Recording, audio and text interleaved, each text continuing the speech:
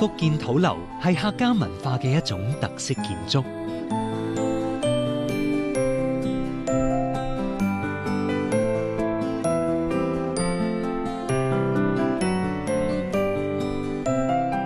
嚟自中原嘅客家人南遷之後，為咗防止盜匪同埋野獸，逐漸創造出呢種特色嘅民居建築。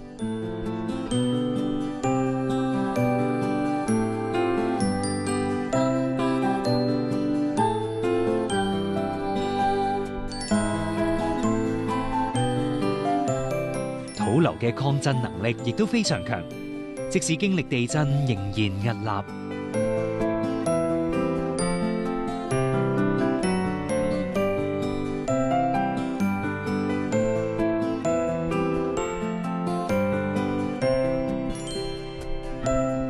土樓嘅建築特色呼應咗天圓地方嘅傳統觀念，體現中國人敬天尊地與自然和諧共存嘅。